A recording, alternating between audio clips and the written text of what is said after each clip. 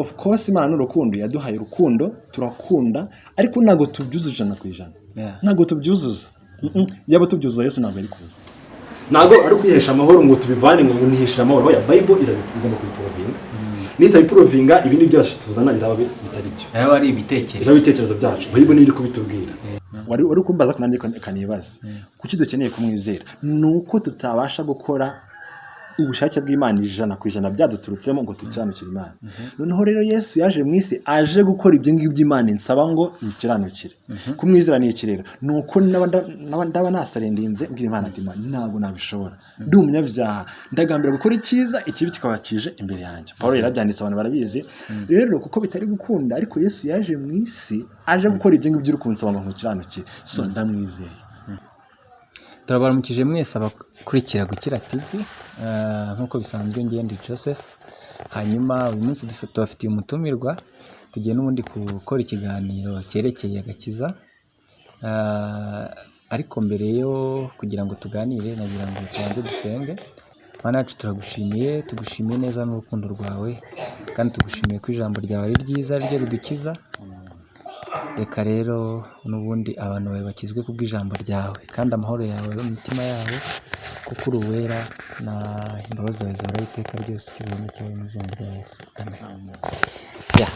Tugiye rero gukora ubusesenguzi cyangwa se ikiganiro cyerekeye agakiza. Agakiza ni iki? Agakiza umuntu akabona ate? Umuntu agakura he? Kuko hari benshi ubundi ukira indwara mu buzima busanzwe. Iyo umuntu arwaye ajya kwa muganga akivuza agakira. Iyo akize arishima akagaruka mu buzima. Agakiza rero twe tuvuga ni agakiza gukizwa ibyaha tukagaruka tukagira ubusabane n'Imana tukajya mu buryo Imana yaturemeye. Icyo Imana yaturemeye akaba ari cyo dukora. Tugiye kuganira rero ku gakiza. Agakiza ni iki? Agakiza kabonwa gate? Karindwa gute? Hanyuma dukora iki? Ese wowe udukurikiye agakiza ugafata ute? Uragafite? Niba utagafite ukakire kugira ngo ubone kubaho. Ndi kumwe rero n'umutumirwa nagira ngo nawe bibwire hanyuma dukomeze n'ikiganiro cyacu. Murakoze. Nishimiye kuba ndi hano kuri channel yanyu tuvuga ubutumwa bwiza tubwira abantu Imana yakoze. Biraneje cyane kuba ndanga mwakoze kutwakira.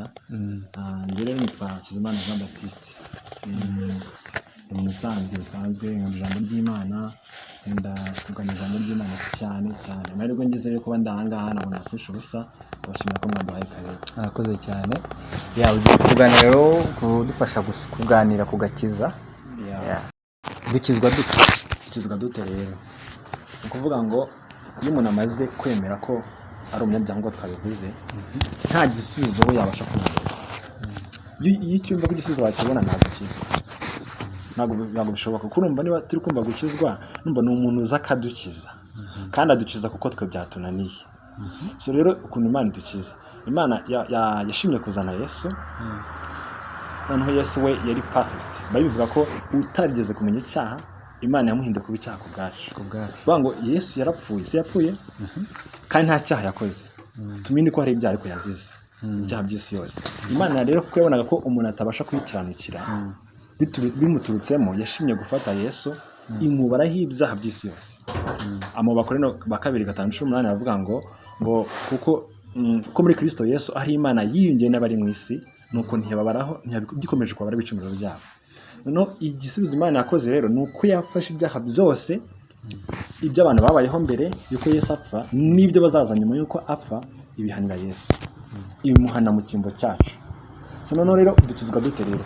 Iyo twemeye yuko tutabasha gukiranukira Imana biduturutsemo ibyo twakora byose. Hari n'indirimbo igiye ivuga ngo ibyo twakora byose n'umwete wacu wose n'agahinda gasaze n'amarira adashira ntibibasha kudukuraho ibyaha.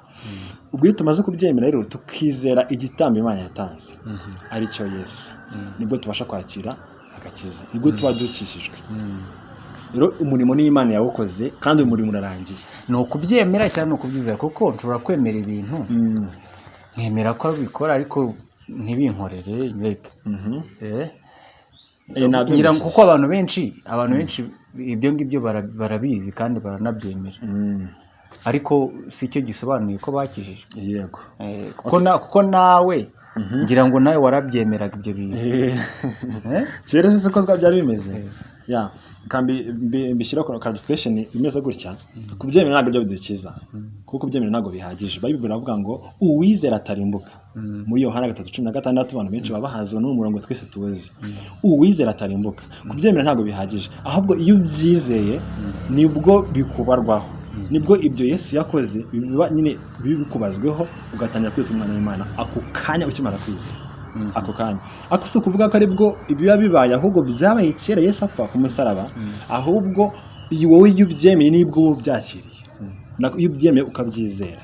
Kuko abantu benshi barabizi, aho twasengeraga kera abo twabanaga nabo baba babizi, n'abadukurikiye babyumve namwe murabizi, ariko kubyizera nibyo bikiza. Ubwo rero nuko nguko bigenda. Hanyuma se ubundi niki kigaragaza ko byari byatunaniye? Ni ukuvuga ngo amategeko niyo confirmation nziza igaragaza ko byari byatunaniye. Urugero, Imana iratubwira ngo kunda mugenzi wawe nk'uko wikunda. Iryo tegeko turusoma twirukanka, ariko tukatubyanarize neza. Ese koko ubu twabasha gukunda umuntu uko twikunda bigashoboka complete 100%? Reka twe kuvuga ngo twabigerageza. Abatwumva bazadusubiza hari ababishobora, ariko njye sinabishobora. Njye nabonye bitakunda. Nabigerageza ariko sinabishobora ngo mbyuzuze 100%. Cyangwa se hari igihe nagukunda nkawe 100% bigashoboka, ariko ndibikanga. None se wakijijwe akunda mugenzi we nk'uko yikunda? Oya, bigenda bite rero kugira ngo agakiza n'undi kuzure, kugira ngo tubone gukizwa? Nimba ibyo tutashoboye kubera amategeko tubishobore kubw'agakiza. Icyo kibazo ukuntu kimeze, igisubizo kivuga ko bitashoboka n'ubundi. N'ubundi abizeye nabo ntabwo babishoboye 100%.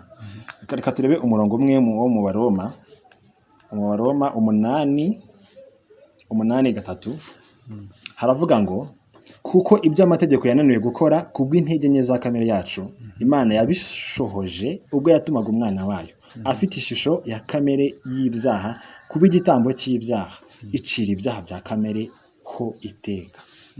Ibi bintu birumvikana cyane, kuko iby'amategeko yananiwe gukora kubw'intege nke zacu. Ni ibintu byatunaniye, twabyemera. Wabyemera amategeko y'Imana ntabwo agamije kugira ngo uyafulfilling, agamije gukwereka ko uri umunyabyaha utsindwe. N'akantu kose kazibwa twabisomye, abantu basanga babizi, baranabisoma, mukwiye kurushaho kongera kubyumva birenze uko mwajyaga mubyumva. Urumva rero ibyo twananiwe gukora nibyo Yesu yaje gukora.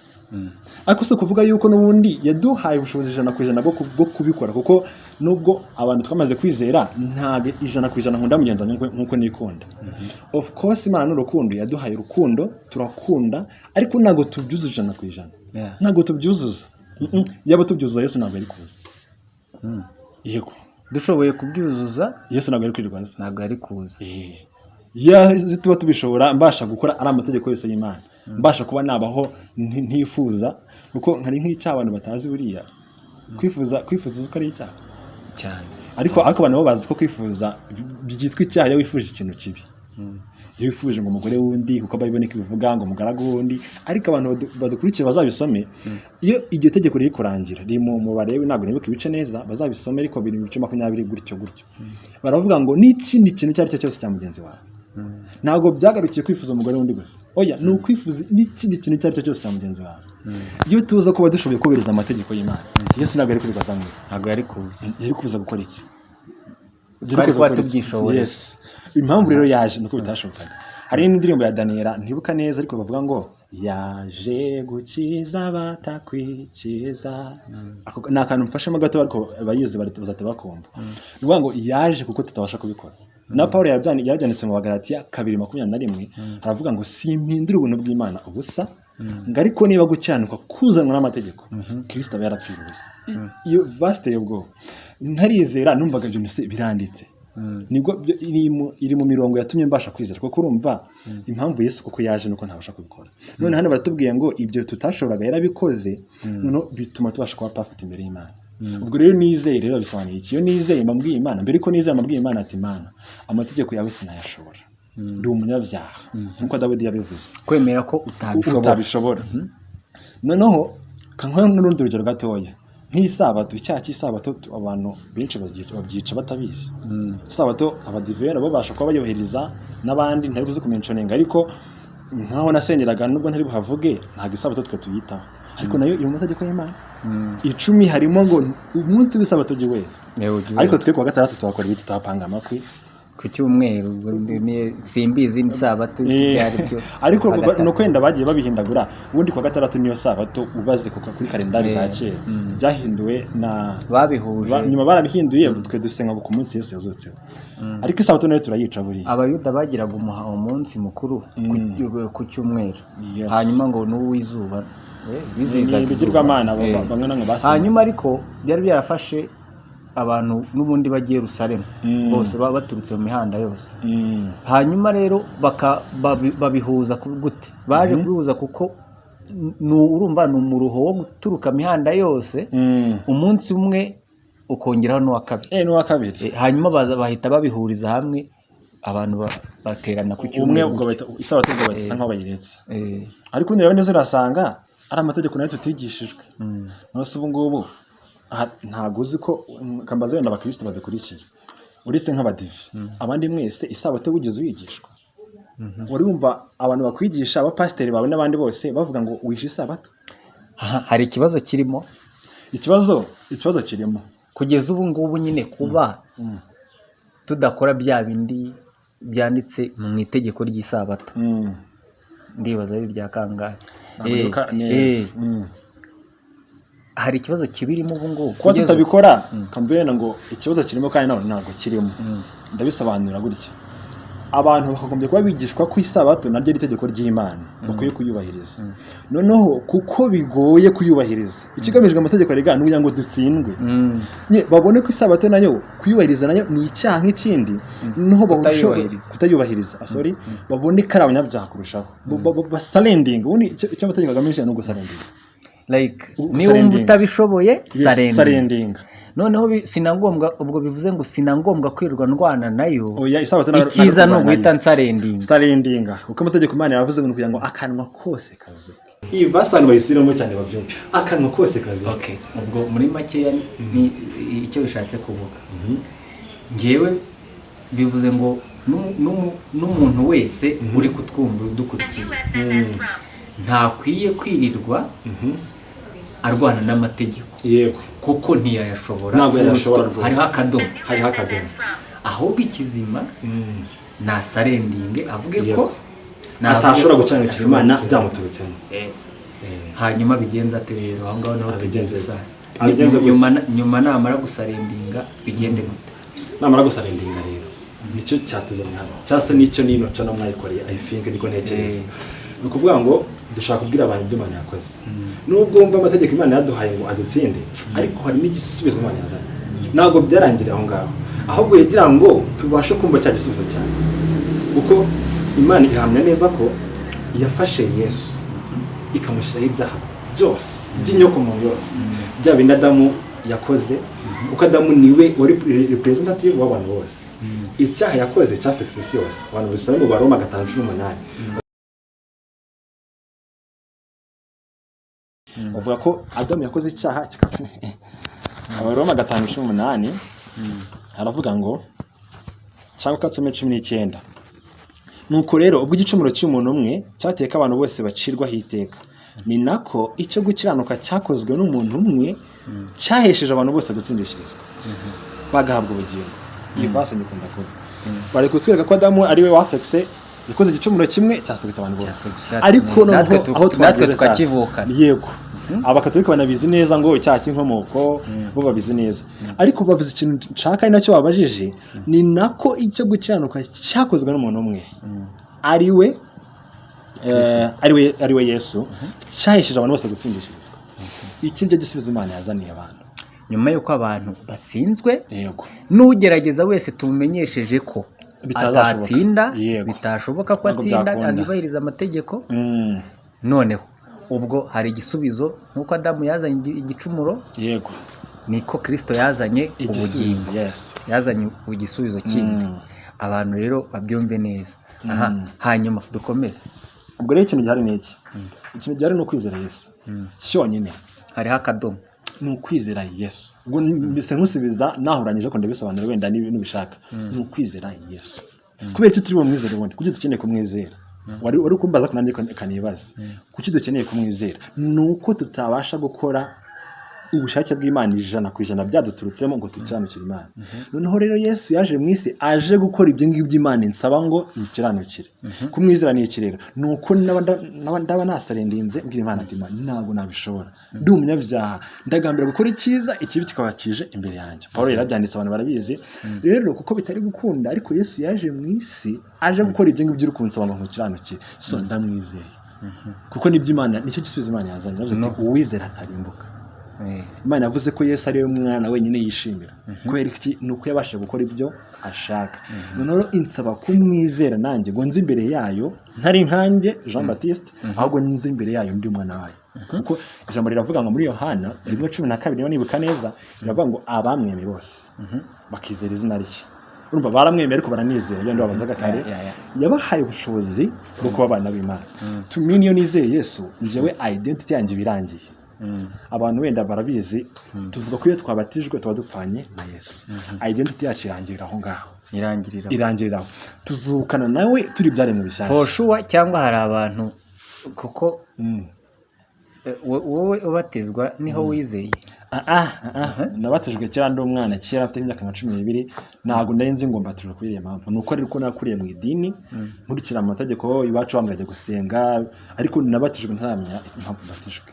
Gusa narabyumvaga ngo Yesu nyine ntago ariko nari mbizi neza. Bisobanuye ko kubatizwa bitavuze kubatizwa mu mazi, ntago bivuze ko ubyawe bwa kabiri. Ni ikimenyetso, ariko kubyara bwa kabiri bibera mu mutima, mu mwuka ukamenya ko kubyawe. Kuko nyuma yuko mbatijwe nakomeje kugira ubwoba bwo kurimbuka. Ndavuga mbatizwa mu mazi, nkanjye n'ubuhamya navuga, nakomeje kugira ubwoba bwo nzarimbuka. Ariko tubona neza ko umuntu wabatijwe mu buryo bw'umwuka, wabyaye bwa kabiri, akadakomeza kugira ubwoba bwo kurimbuka. Kuko abazi cyamaze kuba, abazi ko wewe yahaniwe muri Kristo Yesu, abazi ko we yapfuye, uwo nguri hundi ni icyari gishya kitazacirwa yiteka. Amen. Yego. Hanyuma rero abantu barakijijwe, abantu bamenye uko bakizwa. No gusabumitinga cyangwa se mu yandi magambo kwemera ko utakwikiza. Yego. Hanyuma ukamenya ko agakiza katanzwe. Hanyuma nimba karatanzwe ukizera wagatanze ko ashobora yagupfiriye. Yego. Hanyuma kugira ngo guhereze niyo identity cyangwa se kuba icyaremwe gishya. Niko ijambo ry'Imana rivuga aho ngaho, nta hantu wabusanyije. Yego. Nanjye ndumva ari uko nguko byamye. Turabisoma ntago tuba twabihimbye, ntago tugomba gusoma. Hanyuma rero twagiye agakiza amaze kukabona. Nimba amaze kukabona ndakora iki kugira ngo ese ndahita mba intungane, ndahita nyuma yaho ngaho ndakora iki kugira ngo mbese karindwe cyangwa se mbeho ndi umwana w'Imana. Alright. Ukimara kwizera, Bible tukwereka ko ububaye intungane, ububaye umutagatifu, ububaye umuziranenge, Imana idakomeza kubara y'icyaha. Nta byaha wongera gukora. Ibyaha urabikora. Ariko katurebe, Yesu yishyizeho ibyaha byacu byose. Ntago yaje ngo atware ngo bikeya ngo avuge turere ibindi uzirwarizaho. Yesu yabaradukijije partially, kandi yadukijije byiteka. Yatwaye icyaha cyawe cyose, icyaha cyanjye n'abandi bose badukurikira, ibyaha by'inkomoko yose. Rero iyo nabyizeye banababara ibyaha byanjye byose, nta na kimwe kiba cyavuyemo. So rero ibyaha byo kuko kamere yacu bitatuvuyemo turakomeza tukabikora. Ariko ndi forgiven. Yego nakoze icyaha, ariko icyaha nakoze kiri mu byo Yesu yapfiriye. So rero njye namaze kuba intungane nyamara kwizera, ntago nubwo icyaha n'umwe cyandimbuza. Aho hantu niho haza confusion. Sibyo? Niho haza confusion, ni naho hantu hatuma abantu benshi batumva inyigisho z'ubutumwa bwiza. Yesu yatubariye ibyaha byose, ibyo twakoze, yego, n'ibyo dukora n'ibyo tuzakora. Yego. None kandi turacyabikora. Yego. Iyo fenomene iteye ite kuba narababariwe ibyaha kandi nkibikora. Ukibikora. Kandi nkaba ndi intungane n'intungane. Ni ikibazo nyine kiza cyane. Ukwibaza ngo ni gute nkikora ibyaha ariko nkaba ndi intungane.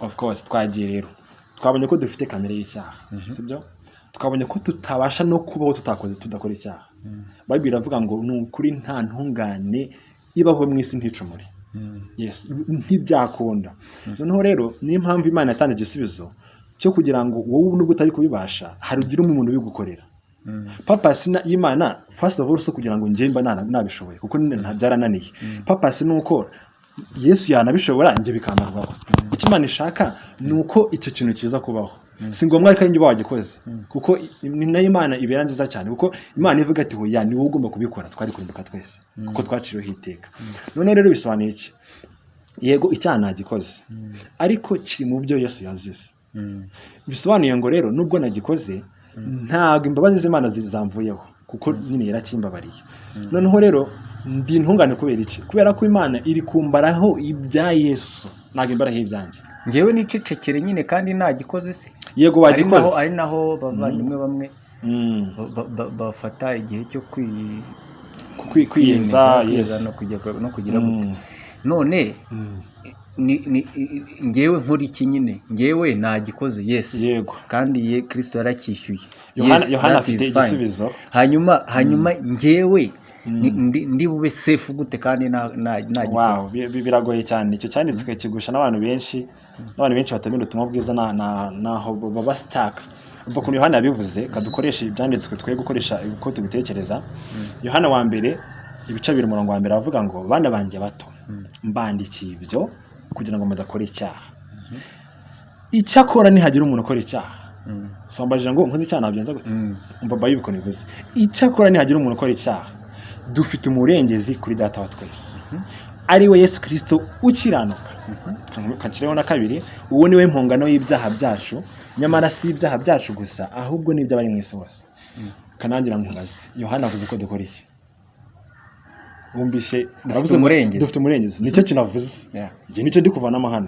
dufite umurengezi nindamuka nkoze icyaha aramwe ngo dufite umurengezi ikindi kinamwe cyo gukora ni iki ntacyo ndi kubona 12 ahita akomeza avuga ngo ndabandikiye bana bato kuko ibyaha byanyu mwabibabare ku bw'izina rye umurengezi ni iki ino Bible y'Ikinyarwanda hari amagambo yagezemo yangiritse ubundi Bible igomba kuba ahantu iryoshye ni mu Cyongereza no mu Bifaransa Icyongereza niho yatangiriye Icyongereza nacyo cyagikenera Igiheburayo Igiheburayo niho yatangiriye no mu Bigiriki ntabwo mbizi neza ariko mu Kinyarwanda ho niho hari message yangiritse cyane yo buri kubyumva kuko Ikinyarwanda gifite amagambo make ahantu handitse ngo murengezi muri English muzasome abadukurikiye ni advocate ni umwavoka akora iki rero umwavoka yo muhuye uramubwira ati rero burya nyine nubwo bari kundeka gutya yego nabikoze ariko wenda uko uza amategeko wenda uhamburanira hari ukuntu wabigenza wenda ibihano bikaba bikisa cyangwa se gutya umwavoka yo mwamaze kuganira ntabwo ufite irindi jambo ku mucamanza umwavoka niwe udiringa mu mucamanza Yohana kutubwira ngo rero nituramuka dukoze icyaha dufite umwavoka none ko mfite umwavoka ese ndajya imbere y'Imana nyibwira ibyaha nakoze cyangwa umwavoka ni ushinzwe kubikora abantu babyibaza yambwiye ati wowe rero nubwo wakoze icyaha ufite umwavoka twe kushyira mu Kinyarwanda ko mu Kinyarwanda byagezemo umurengezi ntabwo biryoshye cyane nk'umwavoka arakuvuganira nyine niwe ufite mu nshingano wowe kuko waramwizeye ufite ikihe kibazo ntago ari kwihesha amahoro ngo tubivane ngo nihesha amahoro hoya Bible igomba kubiprovinga nitabiprovinga ibindi byose tuzana biraba bitari byo yaba ari ibitekerezo byacu Bible ni iri kubitubwira hari n'ahandi wenda kankoresha n'indirimbo abantu bazi indirimbo y'120 mu gushimisha hari igitero kivuga ngo Satani iyo anyibukije gucyanwa kwanjye abagamije kunyihebesha ashaka kunyihebesha njya ntumbira mu ijuru ndeba y'umukiza wanjye wabikuyeho rwose uriya muririmbo maybe ko yasomye cyanditswe niko ntekereza ntabwo ntabanye maybe ko ari ibintu byasomye kuko aragaragaje ko condemnation atari Imana iri kwimutera ari kuvuga ko Satani iyo abimwibukije abashaka kumwihebesha abagamije kumwihebesha urumva nanjye bimbaho nanjye nkoze icyaha Satani ahita anyihebesha ashaka kuntera condemnation ambwira ati wibye cyangwa se wakoze iki kandi kuko yagiye mba nagikoze ntabwo mba ndi kuvuga ngo ntabwo mba ndi gushaka kubikwepa mba nagikoze ndabimenya abashaka kunyihebesha kubera ko ibihembo by'ibyanuru icyo cyana nakoze nkwiriye gupfa ariko muri arenga akavuga ati ngo nibuka ndeba mu ijuru ntumbira mu byanditswe ndeba y'umukiza wanjye wabikuyeho rwose iri jambo riteye ubwoba wabikuyeho rwose nose ubwo ko ambwira ko yabikuyeho rwose ubwo mfite ikihe kibazo ni kari ko mbwa ni Imana iri kubimbwira abadukurikiye bazakuramo bakomeze basome hanyuma rero sasa ni ikibazo cyane ntabwo urakinsubiza twadeviye tutaragisubizwa twari turi ku kuntu noneho icyo dukora kugira ngo kagakiza kacu kadatakara cyangwa se karindirwe ubwo karindirwa muri twe muri Kristo karindirwa mu Mana karindirwa he uradusobanurira agakiza mbese karindwa gate cyangwa se dukora iki nimba tukakira kugira ngo tukagumane okay kuvuga ngo agakiza first of all kamite musubiza nahuranyije bisobanura inyuma agakiza ntitwabasha kukarinda simple as that ntitwabasha kukarinda ndaza kubisobanura ariko se wa mugani twarinda ikintu tutihaye do you mind that kandi noneho twaragahawe twananiwe twanoze ni ukuvuga ngo ni mwe twagiriwe ni ukubona tutabishobora mbese twarapfuye nta kintu twakora Imana ikatugirira mu ikaduhereza ibintu tudakwiriye niyo mpamvu gitwubona we don't deserve it none se nyuma twagize imbaraga zo kubasha noneho kubirinda ubusibye n'amategeko twarinda n'agakiza ntabwo bishoboka agakiza twakabasha kukarinda ariko katupuruvinge muri Yohana 10:28 haravuga ngo nziho ubugingo buhoraho kandi ntizizarimbuka na hato iteka ryose intama zanjye kandi ntawe uzazivunura mu kuboko kwanje uvuga ngo Imana iri kubivuga kuko data wazimpaye uvuga ngo niwe uzifite niwe uzitwaye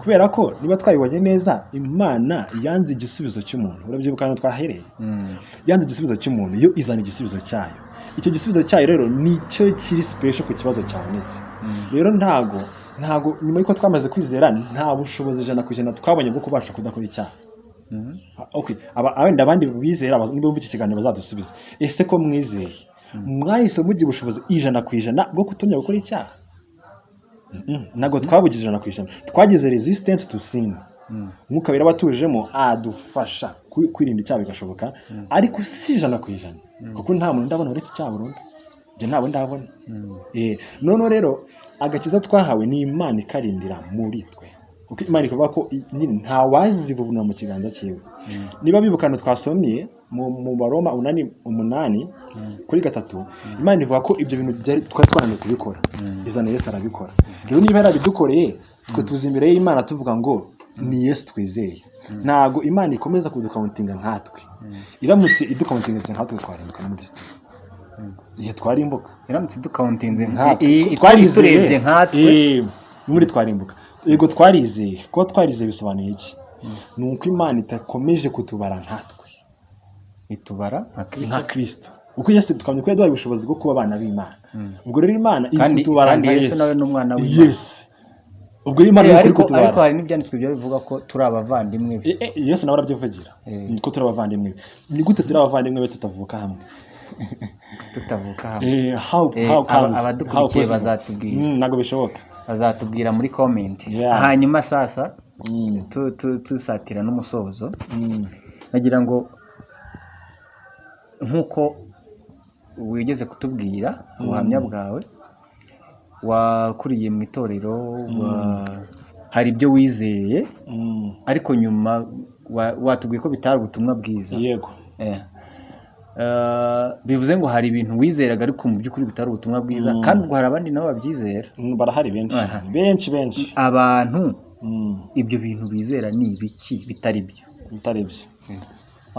ubwo bisa nkaho ndi ubuhamya bwanjye gato ariko mu minota mike urumva nakuze njyewe nagize amahirwe wenda nkurira mu rugo rw'abantu basenga nakuze mbone bacu basenga nanjye nkomeza gutyo ariko nigishwaga ko nindamuka mbashije gutunganya ingeso zanjye neza 100% nzabona ijuru niko nigishwaga n'abandi ubwo bafite ukuntu bigishwa ariko ndakeka twese twarabihuragaho abantu benshi gutyo ingeso zawe neza ntazitunganya n'isi nzabona ijuru Imana izampa ijuru nkaturayinga ariko none kuko sometime kuri abaganza bakabona ko bidashoboka bakavuga ati gerageza ariko ntago ari gerageza kuko ntago bishoboka ubundi igisubizo cyiza nta nubwo bishoboka twabibonye ntago bishoboka nyine none rero nakuze ariko rero nubwo nabikoraga n'uri numvaga mfite condemnation yego nari umwana mwiza kambivuge ngo ni umwana mwiza ariko ntabwo ni umwana mwiza nkurikije ijambo ry'Imana ni umwana mwiza bitewe n'uko mbyumva kuko nageze muri Bible njya kwizera mbona nabyo Imana ntibikunda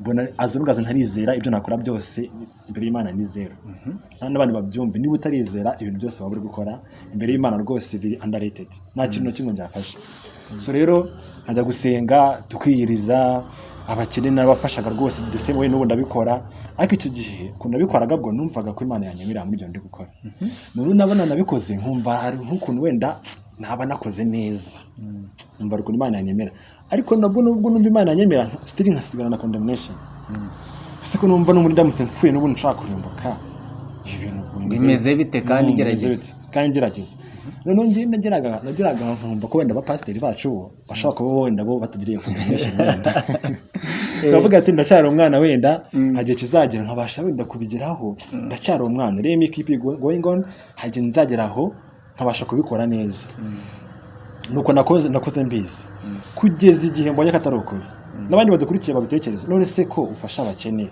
kusura abarwayi imirimo myiza kandi rwose tuyikure cyane kuko duhamagarwa kuyikora ariko se niba utarizera kanze nkwereka akantu urasanga n'undi still ugifite condemnation yes itekereza neza urasanga ukifite kandi urasanga ukibura nuko ufite amafaranga harandi uba wumva ubura yego ni nako niyo ugerageje gukora imirimo uba wumva hari n'utarakora abumva hari ikintu utarashyikira ntabwo uragera uranyurwa ntabwo bumva nyine ntabwo urabishyikira neza ikintu uri kubura rero ni Yesu buriya kuko mu mirimo ndabizi neza uzakora mpaka urinze uva muri no mubiri so rero ubwo mbere ko niza rero muri make umuntu ugerageza gukora imirimo ntaba arizera okay imirimo turayikora yego n'abize kuko bayigaragaza ko tukwiye kugira ishyaka ry'imirimo myiza ariko se turayikora turi bande rwango identity mbere imirimo nayikoraga nshaka kugira ngo Imana inyemere numva ko ndaba ntabikoze Imana iravuga ati wow